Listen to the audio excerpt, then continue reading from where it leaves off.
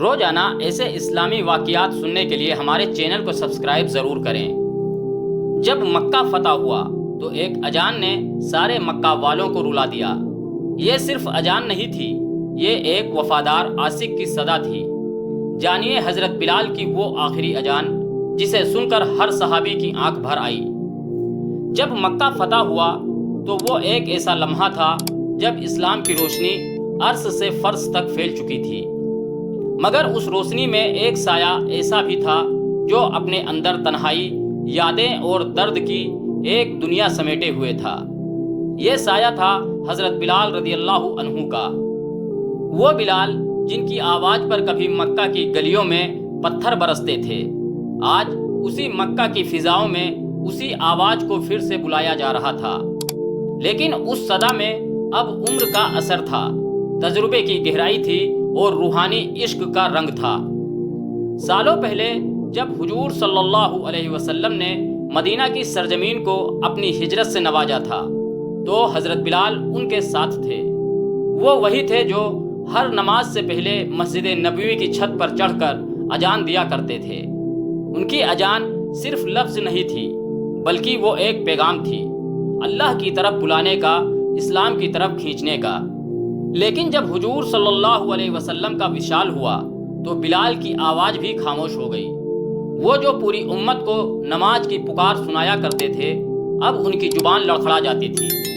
کہتے ہیں کہ ایک روز جب انہوں نے اذان دینی چاہی اور اشہد ان محمد الرسول اللہ تک پہنچے تو آواز روندھ گئی، آنسو بہہ نکلے اور وہ اذان ادھوری رہ گئی۔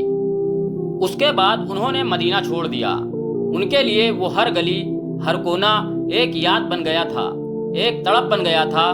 وہ شام کی سرزمین پر چلے گئے اور وہاں جہاد میں حصہ لینے لگے، مگر ان کا دل ہر پل مدینہ کی گلیوں میں اٹکا رہتا۔ سالوں بیت گئے، اسلام کی فتح پھیلتی رہی۔ ایک روز مکہ فتح ہوا، وہ شہر جہاں کبھی بلال کو گھسیٹا گیا تھا، اب اسی شہر کو اللہ نے جھکا دیا تھا۔ اور جب حضور صلی اللہ علیہ وسلم مکہ میں داخل ہوئے تو ان کی ایک خواہش تھی کہ اذان بلال دیں۔ بلال کو بلایا گیا۔ عمر کے تقاضے ان کے چہرے پر صاف تھے، بال سفید ہو چکے تھے، جسم کانپ رہا تھا، مگر جب انہیں کہا گیا کہ اذان دیں تو ان کی آنکھیں بھر آئیں۔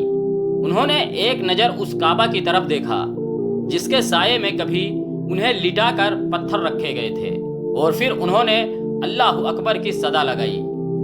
یہ آواز مکہ کی فضاؤں میں گونجی تو وہ پہچانی ہوئی تھی، مگر اب اس میں تڑپ تھی، عشق تھا، شکر تھا اور ایک پاکیزہ درد تھا۔ جب انہوں نے کہا اشہد ان محمد الرسول اللہ تو سارا مکہ رو پڑا۔ صحابہ کی آنکھوں میں آنسو تھے۔ یہ صرف اذان نہیں تھی، یہ گواہی تھی اس وفا کی جو ایک غلام نے اپنے آقا سے نبھائی تھی۔ اس اذان کے بعد کئی لوگ کہتے ہیں کہ انہوں نے کبھی پھر سے وہ صدا نہیں سنی، کیونکہ وہ اذان وقت کی نہیں تھی، وہ محبت کی تھی۔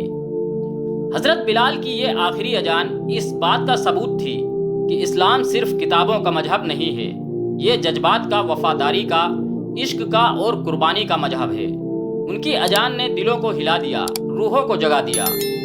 اور جب وہ واپس لوٹے شام کی سرزمین پر تو لوگوں نے پوچھا، بلال آپ واپس مدینہ کیوں نہیں جاتے؟ تو انہوں نے جواب دیا، اب کیسے جاؤں؟ جن کے لیے اذان دیتا تھا وہ اب اس دنیا میں نہیں، میری آواز انہی کے لیے تھی۔ پھر ایک روز حضرت بلال بیمار پڑے۔ ان کے آخری لمحات میں ان کی بیوی نے روتے ہوئے کہا، ہائے کیا دکھ کا دن ہے۔ بلال نے مسکرا کر کہا، نہیں، آج تو بہت خوشی کا دن ہے، آج میں محمد صلی اللہ علیہ وسلم اور ان کے صحابہ سے ملنے جا رہا ہوں۔ اور پھر ان کی روح پرواز کر گئی اس اذان کی صدا کے ساتھ جو آج بھی وقت کے پردے میں گونجتی ہے۔